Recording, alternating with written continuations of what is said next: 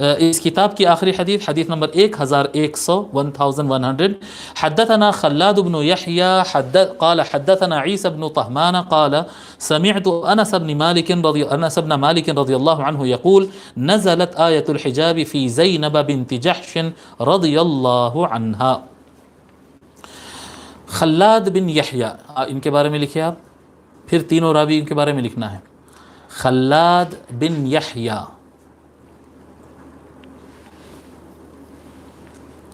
خلاد بن یحییٰ بن صفوان السلمی. دوبارہ، خلاد بن یحییٰ بن صفوان السلمی. یہ کوفہ کے رہنے والے تھے لیکن آپ کا انتقال مکہ میں ہوا 217 ہجری کو، 217 ہجری کو آپ کا انتقال ہوا. ان کے بعد کے راوی ہے جس سے وہ حدیث لیے تابعی ابو بکر عیسیٰ بن طہمان. ابو بکر عیسیٰ بن طہمان الجشمی. ابو بکر عیسیٰ بن طہمان الجشمی، یہ تابعی ہیں، بصرہ کے رہنے والے ہیں. اصلاً بصرہ کے ہیں لیکن بعد میں زندگی کا آخری حصہ کوفہ میں منتقل ہو گئے تھے آپ، اور آپ کا انتقال 159 ہجری کو ہوا. 159 ہجری. یہ تینوں راوی ہو گئے. اور حدیث کے اندر حضرت زینب بنت جحش رضی اللہ تعالیٰ عنہ کا نام آ رہا ہے، ان کے بارے میں بھی لکھ لیجئے. زینب بنت جحش،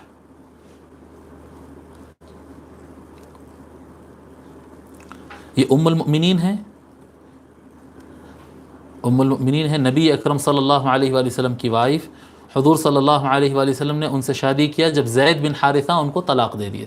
زید بن حارثہ کی پہلے یہ وائف تھی، جب ان کے درمیان طلاق ہو گیا تو پھر بعد میں حضور صلی اللہ علیہ وآلہ وسلم نے ان سے شادی کی تھی. زینب بنت جحش رضی اللہ تعالی عنہ امہات المؤمنین میں حضور صلی اللہ علیہ وسلم کے ساری بیویوں میں ہماری ماؤں کے درمیان آپ کے بارے میں یہ مشہور ہے کہ سب سے زیادہ ام المؤمنین عائشہ رضی اللہ عنہ کہتی ہے کہ ہم تمام حضور صلی اللہ علیہ وسلم کے وائز میں سب سے زیادہ عبادت کرنے والے اور سب سے زیادہ صدقہ خیرات کرنے والی ام المؤمنین زینب بن جحش رضی اللہ عنہ.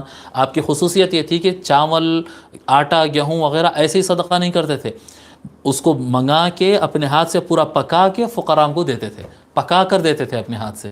ان کی خصوصیت تھی، ایسے چاول نہیں دیتے تھے. اور آپ کا انتقال 20 ہجری کو ہوا. 20 ہجری کو ام المؤمنین زینب بن جحش رضی اللہ عنہ کا انتقال ہوا.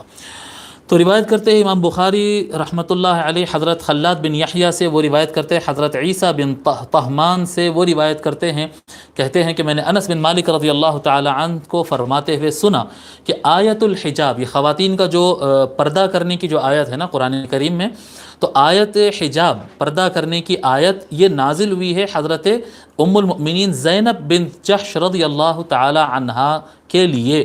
یعنی آپ کے ساتھ کچھ واقعہ ہوا تھا، اب وہ واقعہ کی طرف ہم نہیں جا سکتے، کافی تفصیلی ہے. تو حضرت زینب بن جحش رضی اللہ تعالی عنہا کی وجہ سے اور آپ کی شان مبارکہ کی، یعنی آپ کی یہ شان ہے کہ آپ کی شان میں یہ آیت مبارکہ آیت حجاب نازل ہوئی. وَأَطْعَمَ عَلَيْهَا يَوْمَئِذٍ خُبْزًا وَلَحْمًا. حضور اکرم صلی اللہ علیہ وآلہ وسلم نے جب آپ سے نکاح فرمایا، حضور صلی اللہ علیہ وسلم نے حضرت زینب رضی اللہ تعالی عنہا سے جب نکاح فرمایا تو حضور صلی اللہ علیہ وآلہ وسلم نے ولیمہ کے طور پر روٹی اور گوشت لوگ کو کھلائے تھے.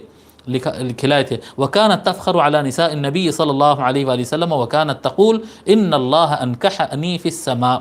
اور حضرت زینب رضی اللہ تعالی عنہ فخر کرتی تھی اور اپنی باقی سوتنوں سے یہ بات کہتی تھی، یعنی حضور صلی اللہ علیہ وسلم کی دوسری بیویوں سے یہ بات کہتی تھی کہ تم سب کا رشتہ تو یہاں پر ہوا لیکن میرے رشتے کو اللہ تبارک و تعالی نے آسمانوں پر طے کیا ہے.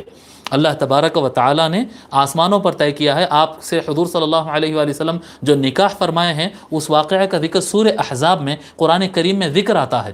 آپ کی شادی سے متعلق تفصیلات اور شادی کے درست ہونے اور صحیح ہونے سے متعلق کافی تفصیلات آتے ہیں. میں جیسے کہ عرض کیا کہ واقعہ کافی واقعات ہیں آپ کے اطراف، تو ہم واقعات کی طرف نہیں جاتے.